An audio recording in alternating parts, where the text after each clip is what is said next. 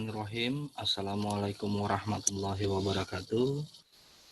Jadi, selamat pagi untuk siswa sekalian. Hari ini kita akan masuk ke pembelajaran masih dengan di bab ruang lingkup biologi dengan pokok bahasan metode ilmiah. Minggu lalu kita sudah membahas tentang apa itu biologi, apa itu sains, kemudian cabang-cabang ilmu biologi, struktur organisasi kehidupan, di mana di dalam struktur organisasi kehidupan dari tingkat yang paling rendah sampai ke tingkat yang tertinggi itu merupakan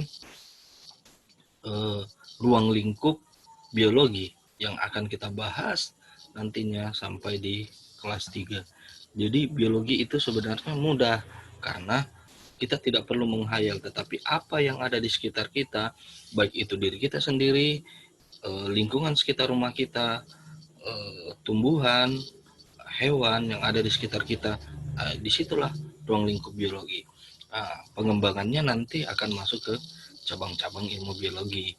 Apabila salah satu dari kalian menekuni cabang ilmu biologi tersebut, maka kalian akan melakukan pendalaman di masing-masing materinya karena biologi itu luas cakupannya. Oke, jadi kita mulai. Jadi saya mulai di apa yang akan kita bahas hari ini. Ya, hal-hal apa yang akan kita bahas hari ini. Hari ini kita akan membahas dua, yaitu yang pertama setelah siswa belajar nantinya siswanya mampu menjelaskan apa itu sikap ilmiah. Yang kedua, siswa mampu menjelaskan langkah-langkah metode ilmiah. Ya, langkah-langkah metode ilmiah. Jadi itu ada dua yang akan kita bahas pada hari ini, yaitu sikap ilmiah dan langkah-langkah metode ilmiah.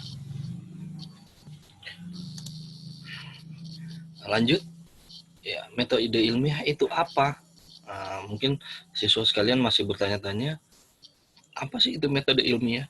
Mungkin sering juga kita dengar, tapi kita belum tahu sebenarnya apa itu metode ilmiah.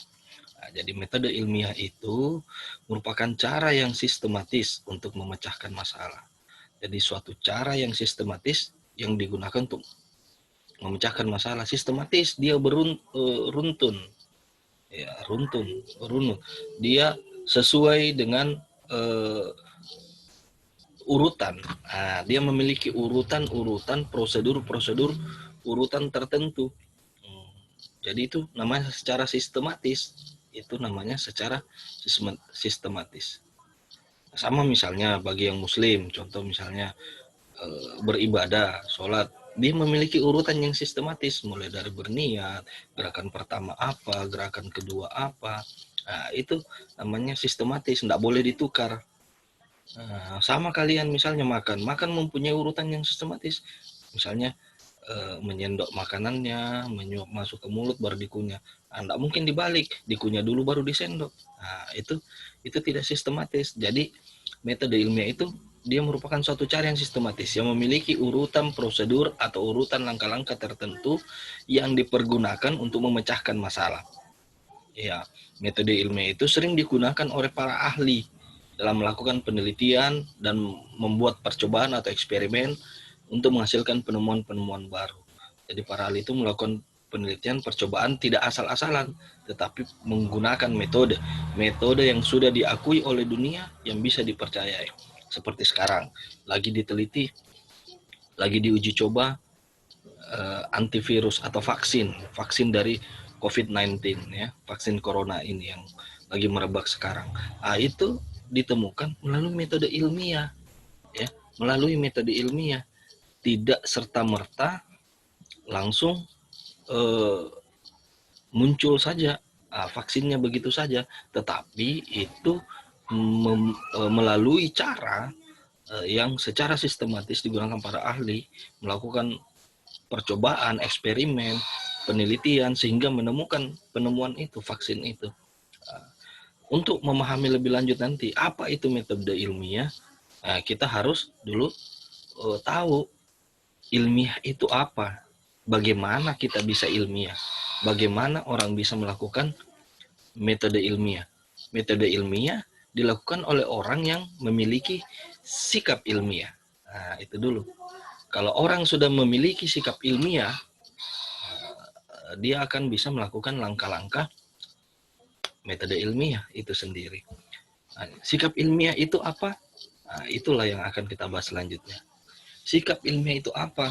Nah, di sini kita bisa melihat beberapa karakteristik, beberapa tanda, beberapa ciri dari sikap ilmiah itu.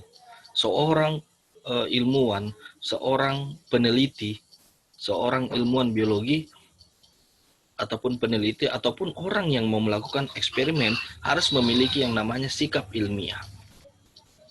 Ya, sikap ilmiah itu ditunjukkan dengan beberapa karakter, beberapa ciri atau beberapa tanda. Nah, yang pertama, orang yang memiliki sikap ilmiah, jelas dia peka dan kritis terhadap fenomena atau kejadian di alam. Peka dan kritis. Jadi misalnya hujan, contoh ini, fenomena alam kan, hujan. Orang yang memiliki sikap peka dan kritis, pasti loh, hujan. Bagaimana ya air itu bisa terjadi? Nah, dia pasti kritis mencari tahu. Loh kok bisa air turun dari langit? Nah, ini dia akan berpikir, dia peka dan kritis. Nah, kalau orang yang tidak memiliki sikap ilmiah, paling kalau hujan, ya hujan. Kenapa hujan turun dari langit? Ya karena Tuhan. Nah, itu tidak peka dan tidak kritis. Jadi dia tidak memiliki rasa ingin tahu yang tinggi. Itu, nah ini bisa kita lihat di sini, memiliki rasa ingin tahu yang lebih tinggi. Yang kedua, tidak percaya pada tahyul yang kebenarannya tidak bisa dibuktikan. Jadi orang yang memiliki sikap ilmiah ini tidak percaya pada tahyul, sesuatu yang belum bisa dibuktikan. Ya, jadi dia percaya pada hal-hal yang bisa dibuktikan. Artinya yang memiliki bukti. Iya itu. Nah, yang ketiga tadi ini, memiliki rasa ingin tahu yang tinggi. Setiap ada dia menemukan sesuatu hal, dia ingin tahu gimana itu prosesnya bisa terjadi. Ya kan? Hujan bagaimana prosesnya bisa terjadi? Turun salju bagaimana bisa terjadi? Kok di Eropa bisa turun salju, terus di Indonesia tidak turun salju? Nah, itu yang orang yang memiliki rasa ingin tahu yang lebih tinggi, pasti dia akan berusaha mencari tahu apa jawabannya. Dia akan searching, mencari tahu, bertanya sama orang, membaca buku, searching di Google, ya, untuk mengetahui. Jadi itu salah satu. Selanjutnya, memiliki minat yang besar untuk dapat menghasilkan produk sains. Dia memiliki minat yang besar untuk melahirkan satu hasil penelitian ilmiah, produk sains. Dia menghasilkan produk sains. Jadi dia memiliki minat yang besar, asa harus bisa membuat satu karya di bidang sains seperti ini. Ah, itu sikap ilmiah. Yang kelima, berpikir logis masuk akal. Berpikir logis masuk akal. Sesuatu yang dia pikirkan harus bisa dicerna oleh akal.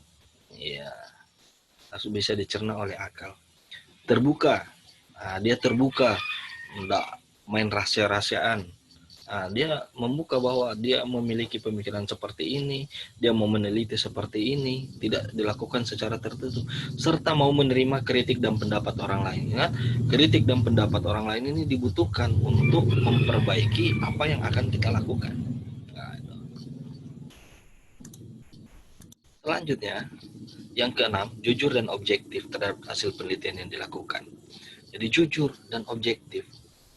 Seorang yang memiliki sikap ilmiah harus jujur, objektif, terbuka. Jujur, kalau gagal penelitiannya ya gagal, diulangi lagi. Nah, jangan bilang, oh ini gagal, oh berhasil. Sebenarnya, disembunyikan hasilnya, tapi tidak objektif, tidak terbuka. Ataukah penelitiannya misalnya bukan punya, misalnya penelitian orang lain diambil, diganti, dicomot, itu tidak jujur, tidak objektif. Selanjutnya yang ketujuh, teliti, tekun dan tidak mudah putus asa. Dia orangnya harus bersih. Teliti, tekun, tidak mudah putus asa. Gagal ulang lagi, coba lagi, gagal, coba lagi, gagal, coba lagi. Nah, karena kegagalan itu adalah sebuah kesuksesan yang tertunda. Selanjutnya optimis terhadap keberhasilan penelitian.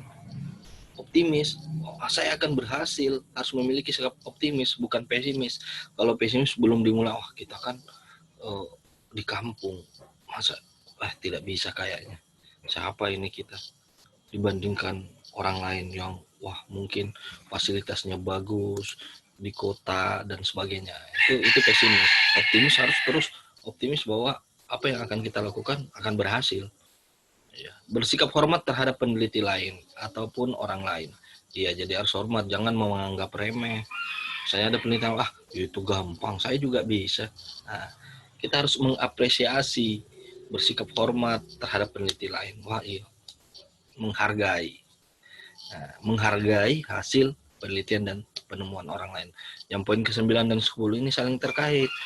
Kalau kita menghargai, kita akan menghormati orang. Mengapresiasi hasil penelitiannya. Oke, jadi itu sikap ilmiah. Jadi ada 10 ya. Jadi sekali lagi kepada untuk siswa, perhatikan itu sikap ilmiah ada 10. Yang pertama, peka dan kritis terhadap fenomena atau kejadian alam. 2, tidak percaya pada tahyul yang kebenarannya tidak dibuktikan. Kemudian memiliki rasa ingin tahu yang tinggi, memiliki minat yang besar untuk dapat menghasilkan suatu produk sains, berpikir logis, terbuka serta mau menerima kritik dan pendapat orang lain, jujur dan objektif, teliti dan tekun, tidak mudah putus asa, optimis, bersikap hormat terhadap peneliti lain, dan menghargai hasil karya atau hasil penelitian orang lain. Jadi itu.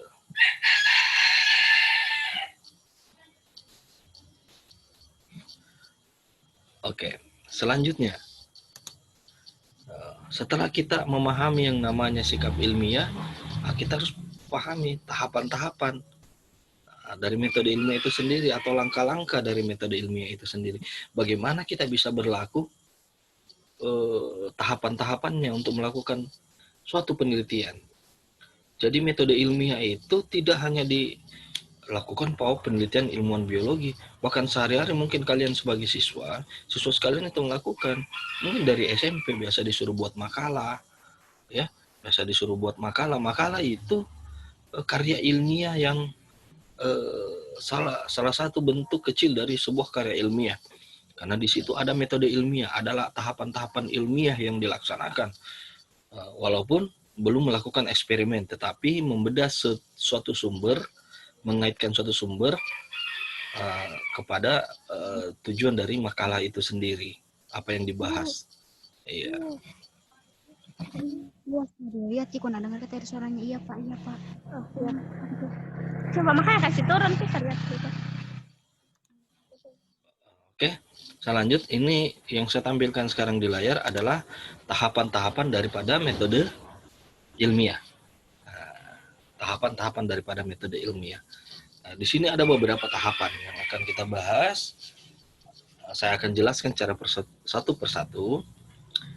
Tahapan yang pertama itu yang dilakukan dalam metode ilmiah, tahapan pertamanya adalah menemukan dan merumuskan suatu permasalahan.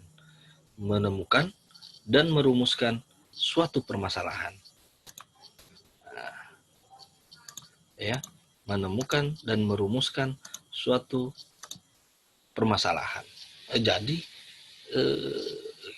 itu dulu. Kalau tidak ada permasalahannya, kan tidak ada yang bisa kita teliti. Sama dengan kalian membuat makalah, paper. Yang ditentukan itu dulu bukan judulnya, tetapi permasalahannya. Kalaupun misalnya gurunya memberikan sebuah topik atau judul untuk dibahas dalam makalah, setelah mendapatkan topik itu, cari dulu apa masalah yang dibahas di dalam topik atau judul itu. Itu dulu. Setelah menemukan rumusan masalahnya, barulah kita ke tahap yang kedua, yaitu mengumpulkan informasi, data-data pendukung. Jadi itu tahapan yang kedua. Ya, mengumpulkan informasi atau data-data pendukung yang berkaitan dengan permasalahan yang akan dibahas. Nah, jadi itu dulu ya. Jadi menentukan dulu yang pertama, yang paling pertama itu menentukan dulu rumusan masalahnya. Iya, masalah apa yang dibahas pada topik ini? Apa inti permasalahannya? Ya, kalau kita tidak menemukan inti permasalahannya, berarti kita tidak bisa membahasnya karena permasalahannya sendiri kita tidak tahu. Ya.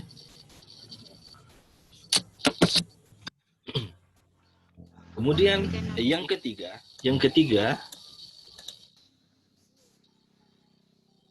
ya, yang ketiga itu bukan mengumpulkan di sini informasi, tetapi yang ketiga itu adalah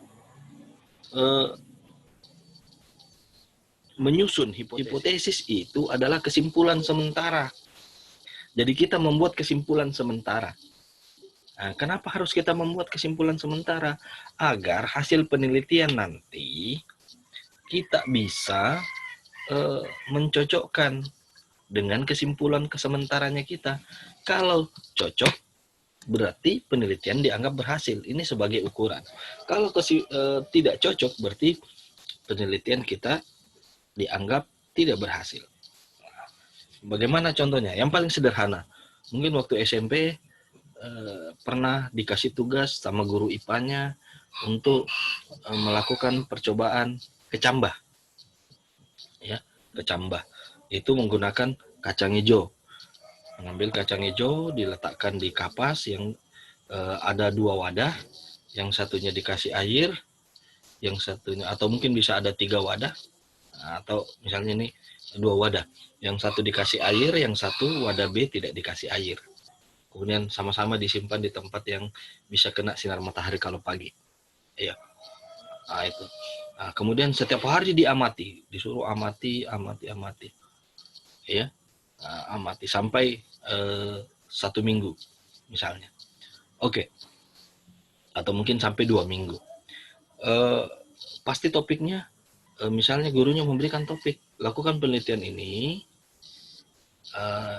topiknya pengaruh air terhadap perkecambahan kacang hijau. Nah, kita harus cari masalahnya. Masalahnya apa ya? Pengaruh air. Berarti ini pengaruh air. Nah, yang mau dicari masalahnya pasti apakah ada pengaruh air atau tidak ada pengaruh air. Nah, kan itu. Kita sudah menemukan masalahnya. Jadi apakah ada pengaruh air pada perkecambahan kacang hijau? Iya, kita mengumpulkan informasi data pendukung itu dari mana? Dari buku-buku, penelitian-penelitian yang sebelumnya. Itu kan kita bisa menjadikan data pendukung dari internet. Setelah itu kita menyusun hipotesis sesuai dengan permasalahannya. Kan permasalahannya apakah ada pengaruh air terhadap perkecambahan kacang hijau. Jadi kesimpulan sementaranya kita air memiliki pengaruh terhadap perkecambahan kacang hijau. Nah, itu kan kesimpulan sementara, bisa benar bisa salah. Apabila tidak sesuai dengan hasil penelitian, berarti hipotesisnya tidak dapat dipercaya atau penelitiannya tidak berhasil. Begitu. Ya. Selanjutnya yang keempat, melakukan percobaan untuk menguji kebenaran dari hipotesis itu. Jadi hipotesis tadi, kesimpulan sementara yang sudah kita buat itu diuji benar tidak. Nah, untuk melakukan percobaan ada 2 tahap, ada tahap persiapan dan perlakuan percobaan. Kalau perlakuan percobaan berarti kita sudah melaksanakan percobaannya. Nah, ini yang penting tahap pertama, tahap persiapan. Sebelum melakukan percobaan, kita harus melakukan persiapan agar percobaannya nanti, eksperimennya bisa berjalan lancar sesuai yang kita inginkan. Tahapan persiapannya apa? Menyiapkan alatnya, wadahnya disiapkan, bahannya disiapkan, kapas, biji kacang hijau, kemudian menentukan variabel, menentukan waktu, tempat, serta langkah cara-cara kerjanya bagaimana. Itu yang kita tentukan. Kemudian ini variabel, mungkin ini kata baru yang kita dengar. Variabel itu apa? Nah, dalam melakukan percobaan harus ditentukan variabel. Variabel itu ada variabel terikat dan variabel bebas. Ada juga variabel kontrol. Nah, ada 3 biasanya. Tapi yang paling mudah itu kita bisa lihat ada 2 variabelnya, yang bebas dan yang terikat. Yang paling mudah itu yang kita lakukan. Variabel bagaimana menentukan mana variabel bebasnya? Variabel ini adalah hal-hal yang akan kita amati yang wajib ada untuk membuktikan hipotesis itu. Contoh tadi kan kita mau meneliti pengaruh air terhadap perkecambahan kacang hijau. Nah, itu variabelnya, variabel terikatnya itu harus ada kacang hijau. Nah, itu kan terikat.